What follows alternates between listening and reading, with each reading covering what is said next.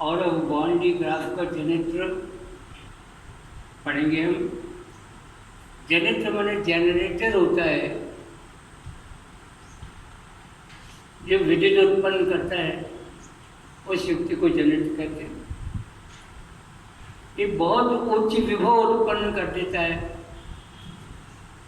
10 lakh volt उससे भी अधिक विभव उत्पन्न कर देता है। वांडी ग्राफ ने बनाया था, इसी वांडी ग्राफ के जनित्र के नाम से पुकारते हैं।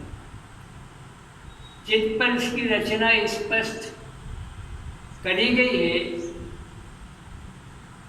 इस यंत्र में एक धात्विक गोला, धातु का बना गोला है, खोखला गोला है, और इसका जो व्यास है ये लगभग 5 मीटर होता है।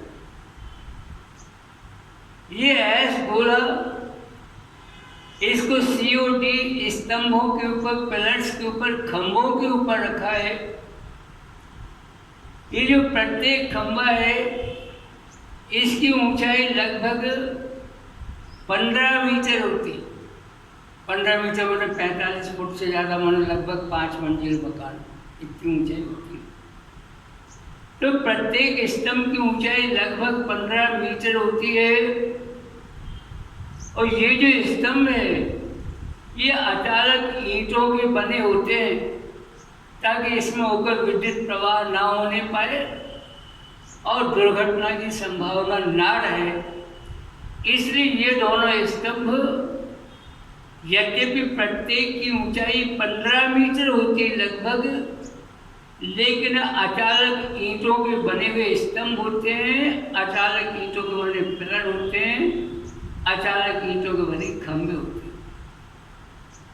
यहाँ पर P1, P2, P3 देखिए, P1, P2, P3 ये 3 घिरनियाँ हैं जिन्हें हम पुलिस कहते हैं। इनके ऊपर से एक बेल्ट गुजर रहा है, बी बेल्ट। ये बेल्ट भी अचानक पदार्थ माने रबर या रेशम का बनाया जाता है। कारण स्पष्ट है ताकि कोई चालन की क्रिया से कोई घटना ना हो। ये जो बेल्ट ये भी अचानक पदार्थ का बना होता है, जैसे रबर अथवा रेशम का बना हुआ होता है। इसमें एक विद्युत मोटर है जो बिजली से चलती है और इसकी पुली को अपन ने P3 से प्रदर्शित करा है। P1 और P3 दोनों पुली के ऊपर से एक और बेल्ट गुजरता है, कुचालक बेल्ट गुजरता है, अचालक बेल्ट गुजरता है। इससे लाभ ये, जब ये मोटर चलाएंगे हम तो मोटर की पुली P3 घूमेगी और P3 घूमेगी तो P1 घूमेगी और P1 घूमेगी तो P2 भी घूमने लग जाएगी। चित्र में C1 और C2 ये धातु के चालक हैं। इनके सिरे नुकीले, इन्हें धातु की कंघी के नाम से, कॉम्ब्स के नाम से भी पुकारते हैं।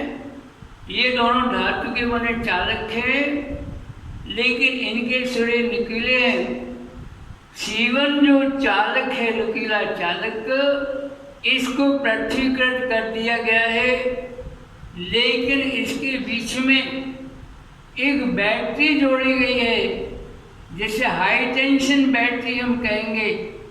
ये असल में 10,000 वोल्ट विभव प्रदान करती है। इतने अधिक वोल्ट, उच्च वोल्ट की बैटरी है। इसमें एक बैटरी का इस्तेमाल भी हम करते हैं। ये battery high tension battery HT high tension battery है। इसका विभव 10,000 वोल्ट या उससे ज़्यादा हो सकता है। ये हमने रचना की बात करी है इसमें। अब इसका सिद्धांत देख लें अपन। मन में आता कि 5 मीटर का क्यों लिया गोला, थोड़ा छोटा ही ले लेते गोला अपन।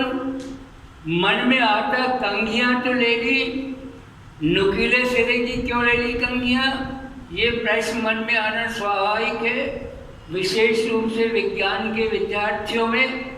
तो हम देख लें इसमें हमने पढ़ा है गोली चालक की जो धारिता होती है जिसे सी से प्रदर्शित करते हैं, उसका फॉर्मूला होता है C बराबर 4πε0r। माने धारिता उस गोली चालक की त्रिज्या के समानुपाती होती है। इसका अर्थ हुआ अगर R का मान ज्यादा होगा तो धारिता भी बढ़ जाएगी, इस उपकरण की धारिता अधिक हो जाए, इसलिए बड़ा गोला लिया है जिसकी त्रिज्या अधिक है। दूसरा, नुकीले सिरे क्यों लिए हमने चालक कंघियों के? तो आवेश का जो पृष्ठ घनत्व होता है किसी भी सिरे के लिए, वो पृष्ठ घनत्व सिग्मा बराबर Q/A होता है। A का मान जितना कम होगा, सिग्मा माने पृष्ठ घनत्व का मान उतना अधिक होगा। तो नुकीले सिरों पर आवेशों का पृष्ठ घनत्व बढ़ जाए, इसलिए हमको करना पड़ा कि कंघी के सिरों को नुकीले माने कम क्षेत्रफल का लेना पड़ा है। ये समीकरण बताता सिग्मा बराबर Q/A। तो A का मान माने क्षेत्रफल का मान जितना कम होगा, पृष्ठ घनत्व सिग्मा का मान उतना अधिक होगा। तो सबसे अधिक क्षेत्रफल कहाँ होगा? तो नुकीले सिरों पर क्षेत्रफल अधिक हो सकता है। इसलिए C1 और C2 कंघियों के जो सिरे हैं इनको नुकीले बना देते।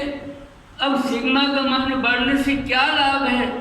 तो सिग्मा बढ़ता तो तीव्रता बढ़ती। हमने जितने तीव्रता के समीकरण पढ़े उसमें तीव्रता सिग्मा के समानुपाती होती है।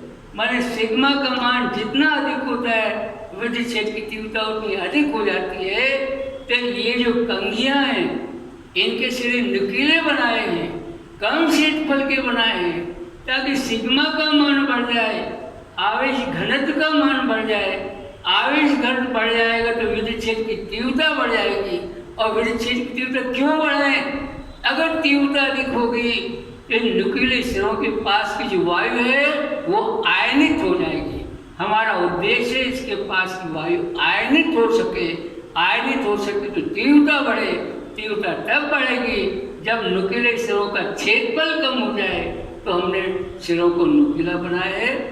हम इसको देखते हैं कि आयनित करने से हमको क्या लाभ होगा, ये हम वर्णन करेंगे। ये उपकरण का इसकी कार्यविधि का हम वर्णन करना चाहते हैं। तो देखिए अपन, ये C1 कंघी है, इसको हाई टेंशन बैटरी की धन प्लेट से जोड़ा है। धन प्लेट से जोड़ा है तो ये कंघी के सिरे धनावेशित हो जाते हैं। और धनावेश का पृष्ठ घनत्व तो बहुत अधिक है क्योंकि सिरे नुकीले हैं, इसलिए विद्युत क्षेत्र की तीव्रता यहाँ पर बहुत अधिक हो जाती है। विद्युत क्षेत्र की तीव्रता अधिक होने से कंघी और बेल्ट के बीच में जो हवा, जो वायु है वो आयनित हो जाती है।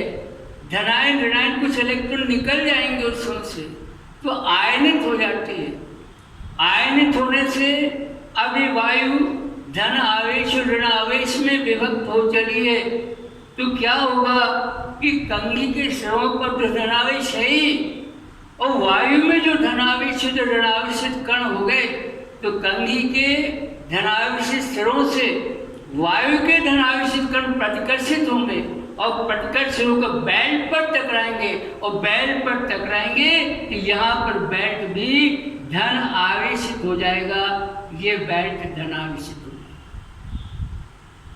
लेकिन पुली तो घूम रही है, मोटर चला रखी है तो पुली घूम रही है।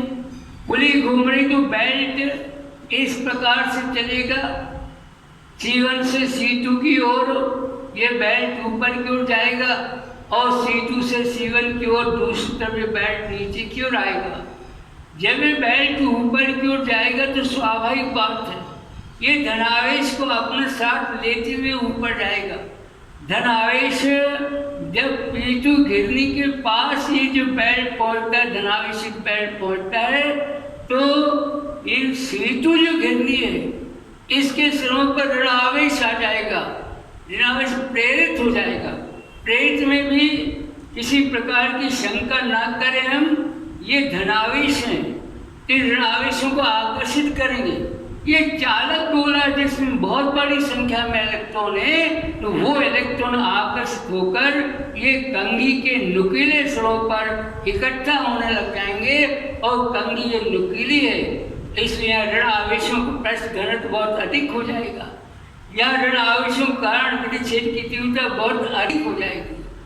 तो यहाँ जो C2 और बेल्ट के बीच की वायु ये फिर आयनित हो जाएगी, धनावेश ऋण आवेशों में विभक्त हो जाएगी। अब की बार क्या होगा, अब की बार जो ऋण आवेश है वो कंघी से प्रतिकर्ष होकर बेल्ट पर टकराएंगे, तो यहाँ धनावेश का प्रभाव खत्म हो जाएगा।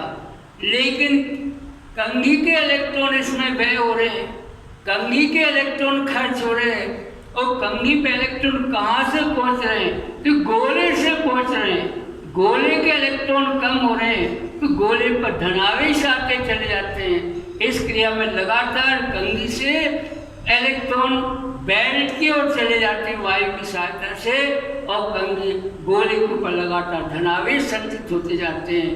ये जब क्रिया चलती रहती है तो उन पर धनावेश के कारण जो विभव होता है वो 1 मिलियन वोल्ट 10 लाख वोल्ट से अधिक हो जाता है। ये उपकरण की हमने कार्य विधि पढ़ी।